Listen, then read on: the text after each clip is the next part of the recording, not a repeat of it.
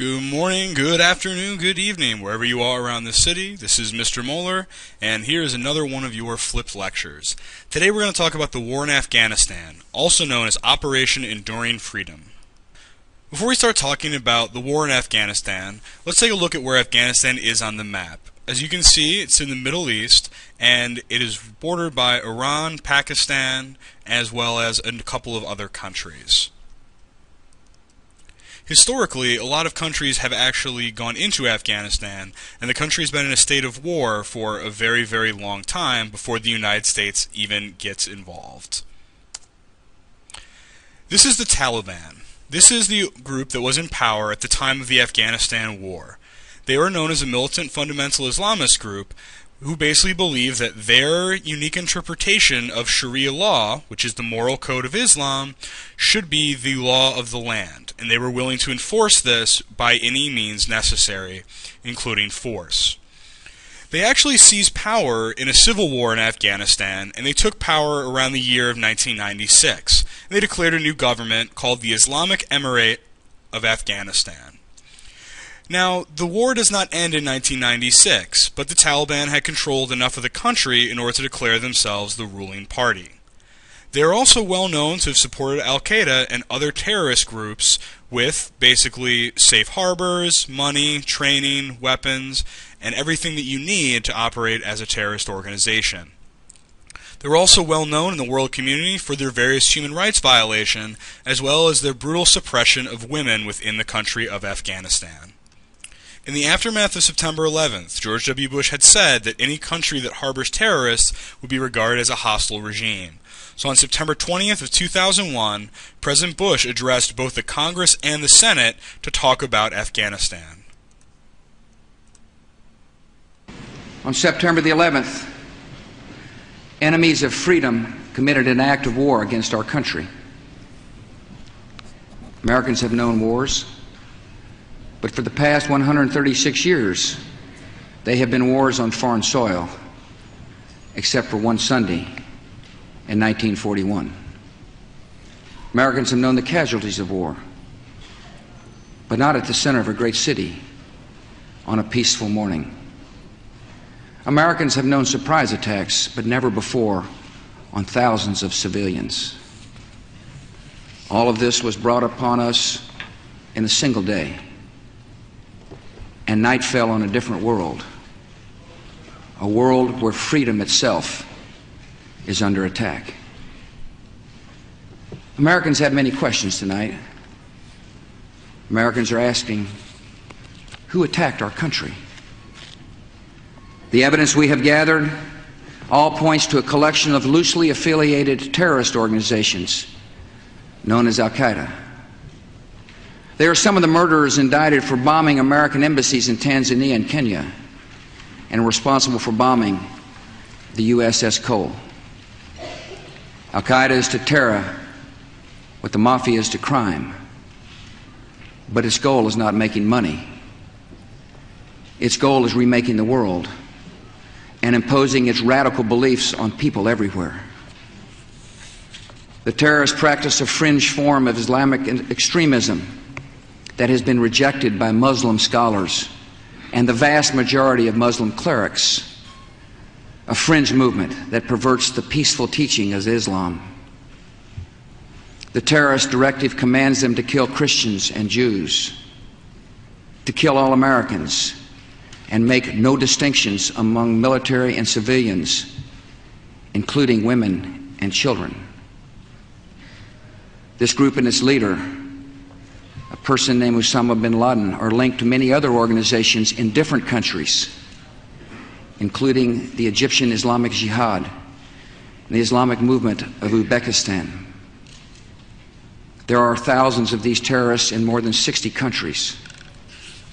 They are recruited from their own nations and neighborhoods and brought to camps in places like Afghanistan, where they are trained in the tactics of terror. They are sent back to their homes or sent to hide in countries around the world to plot evil and destruction.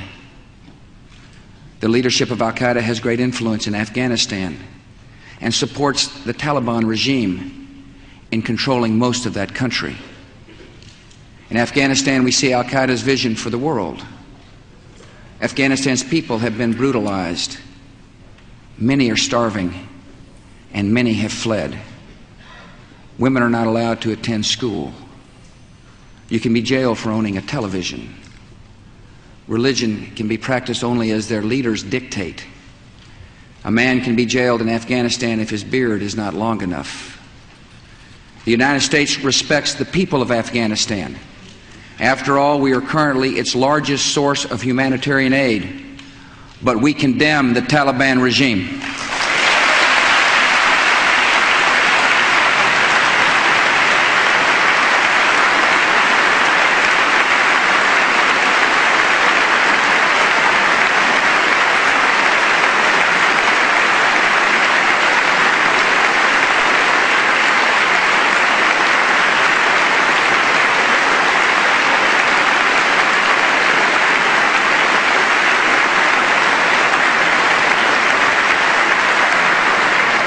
It is not only repressing its own people, it is threatening people everywhere by sponsoring and sheltering and supplying terrorists. By aiding and abetting murder, the Taliban regime is committing murder. And tonight, the United States of America makes the following demands on the Taliban. Deliver to United States authorities all the leaders of Al-Qaeda who hide in your land.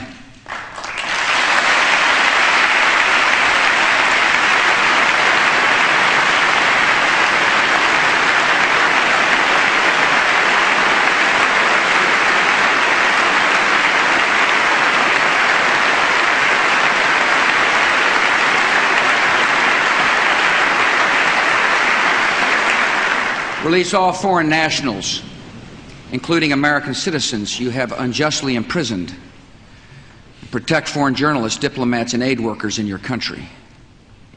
Close immediately and permanently every terrorist training camp in Afghanistan, and hand over every terrorist and every person in their support structure to appropriate authorities.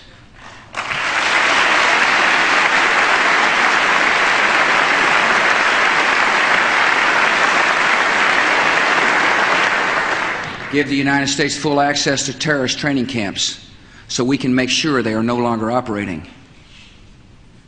These demands are not open to negotiation or discussion.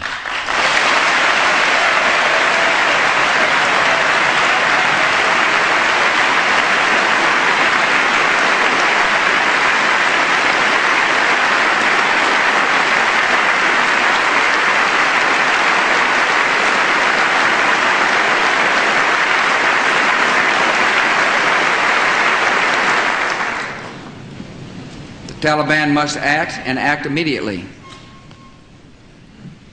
They will hand over the terrorists, or they will share in their fate.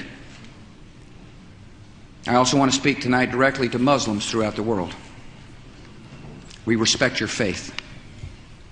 It's practiced freely by many millions of Americans, and by millions more in countries that America counts as friends. Its teachings are good and peaceful. And those who commit evil in the name of Allah blaspheme the name of Allah. The terrorists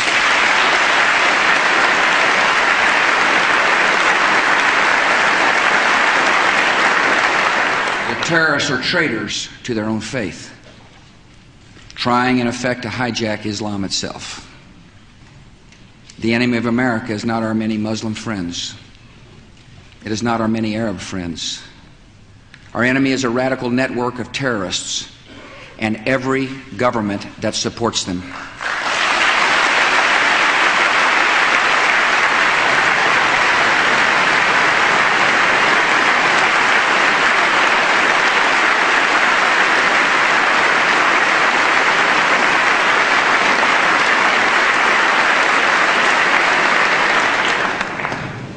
Our war on terror begins with Al-Qaeda, but it does not end there. It will not end until every terrorist group of global reach has been found, stopped, and defeated.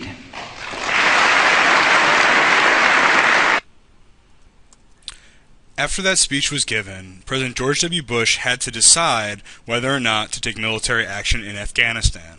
Ultimately, he would decide to. So, it's useful to look at why. The first reason was that United States intelligence showed that Osama bin Laden and Al-Qaeda targets were actually in Afghanistan. Also, there were a lot of Al-Qaeda training camps that were in Afghanistan. Those are what the pictures to the left are of. And then ultimately, the Taliban was unwilling to turn over bin Laden or any members of Al-Qaeda to the United States. You heard President Bush issue this ultimatum to the Taliban. An ultimatum is basically the United States saying that you will do these things or else action will be taken. So, a brief recap. Deliver to the United States all the leaders of Al-Qaeda, including Osama bin Laden, release all foreign nationals that have been unjustly imprisoned, protect foreign journalists, diplomat, and aid workers, close all terrorist camps, hand over every terrorist and their supporters, and give the United States full access to these training camps for their inspection. The Taliban government in Afghanistan refused all of these demands. So, on October 7, 2001, Operation Enduring Freedom began. The war in Afghanistan began with a massive bombing campaign. The United States enjoys a very, very large and powerful air force, and the Taliban could not really counter that. So, the first part of the bombing campaign would target the main cities and other strategic targets that the Taliban were strong in. The second part of the war would be to support and supply the Northern Alliance Afghan rebel group. And finally, United States and Allied soldiers would actually go in, boots on the ground, to fight this war. It's important to note about the Afghanistan War that this war enjoyed very, very widespread support from the world community.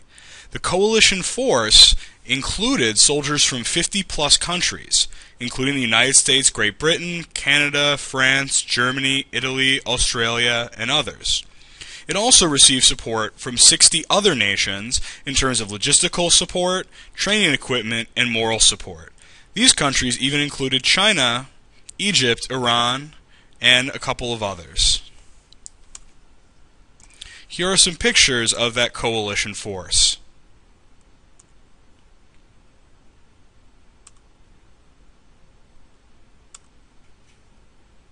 Talk for a moment about the Northern Alliance, this organization that the coalition forces led by the United States were going to back. The Northern Alliance was formed after the end of the Afghan Civil War in 1996. They're basically a group made up of a bunch of different organizations that sought to keep fighting against the Taliban. So in reality, the United States and their allies are intervening in a civil war that was already ongoing in Afghanistan.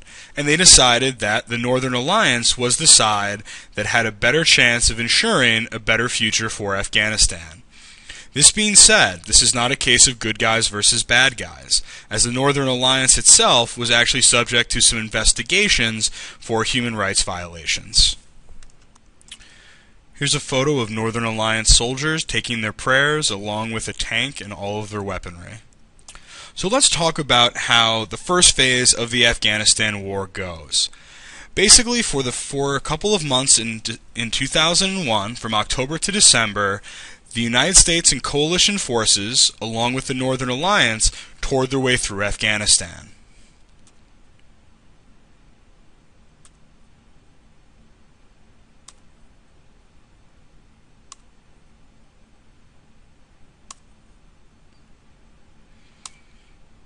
So very quickly, having a sizable advantage in both manpower and firepower, coalition forces led by the United States, along with the Northern Alliance, quickly took all of the major cities, including the capital of Kabul. So the Taliban is going to abandon all the major cities by December of 2001, so the organization had lost control of the country. But that didn't stop them from continuing fighting. So, with the Taliban gone, there was a power vacuum in Afghanistan. Nobody knew what the new government was going to look like. So the United Nations created the International Security Assistance Force to help stabilize the country and serve as peacekeepers until a new government could be put in place. This organization included soldiers from 46 countries, though the United States made up 50% of that. Along with the security force meant to protect the people of Afghanistan, there was also the Afghan Interim Administration, created as a provisional government until a new constitution could be written and a new official government could be established. These things were put in place to prevent the country from falling into chaos. The leader chosen to lead Afghanistan into this new era was Hamid Karzai. He was a political leader with the Northern Alliance, and he was selected to be the chairman of the AIA. The other leaders of rebel groups were also given positions, but most agreed that Karzai was the proper leader to choose. So he was elected with 83% of the vote, and he is actually still the president of Afghanistan today, after being elected president of the new Afghan government. Here's a photo of Karzai with former President George W. Bush, as well as Karzai with current President Barack Obama. Even though the Afghan War seemed to only last a couple of months, the war would continue up until the present day, from 2002 to the present. The United States, after defeating the Taliban, then had to go about the task of trying to capture Al-Qaeda and Taliban bases that were in Afghanistan. This led to Operation Anaconda, which in March of 2002 would be the largest use of United States troops. Here's a map of basically a mountainous region in Afghanistan where a lot of Al-Qaeda training camps and bases were found.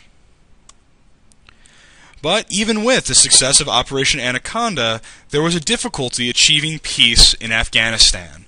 There's a saying that it's easy to win the war, but it's very hard to win the peace, and this will be the case with the United States in Afghanistan. The first reason that the peace would be hard to win is that the Taliban and its allies refused to surrender.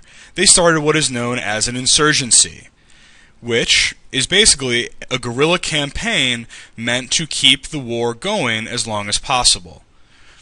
They called for a jihad, which means holy war, against the United States and the new Afghan government.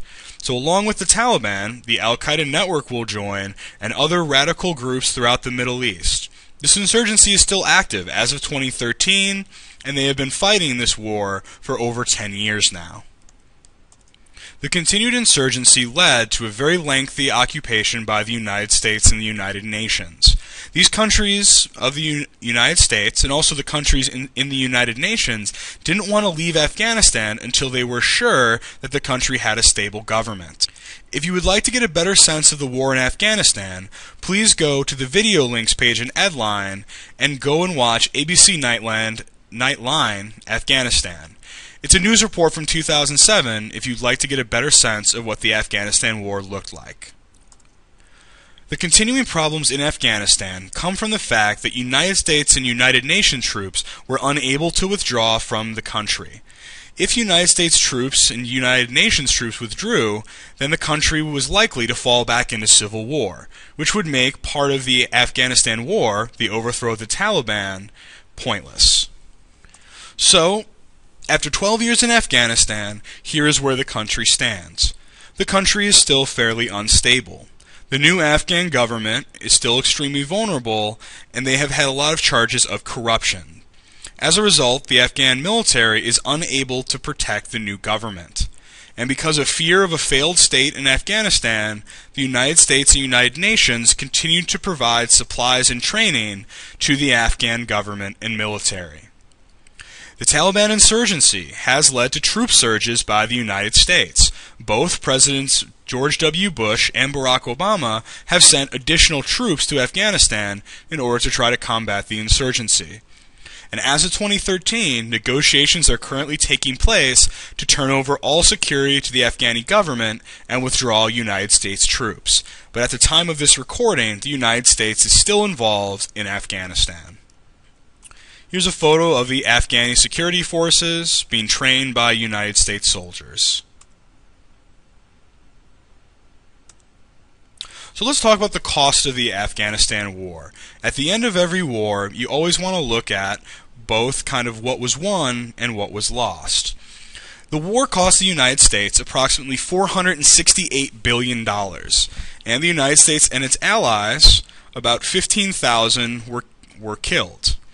For the United States, 2,246 were killed, 23,500 plus wounded, but no estimates exist for Taliban and Al-Qaeda forces. The civilian casualties in Afghanistan range from approximately 17,000 to 19,000, and this war has caused untold destruction within the country of Afghanistan. So what is the legacy of the Afghanistan War? It's very hard to say, because not enough time has passed and this war is still ongoing. But as the war got longer, it became more controversial and less popular in the United States. People can't agree on whether or not it was a success or a failure. People argue whether or not the war is worth the cost of occupation and the rebuilding of the country. And ultimately this has led to arguments about the United States' role in the world community. Should the United States intervene in other countries the way that it did in Afghanistan? But it's important because it's going to set a precedent for the United States to intervene in other countries as a part of the war on terror. But ultimately the legacy of Afghanistan, as of this year, is that really there's uncertainty about the future of this country and what that's going to mean for the United States as well. So this is our brief summary of the war in Afghanistan. And for better or worse, the United States had taken its first military action in the war on terror. This would lead to the United States changing its role in the world and take a very, very different stance than it had previously in the 1990s.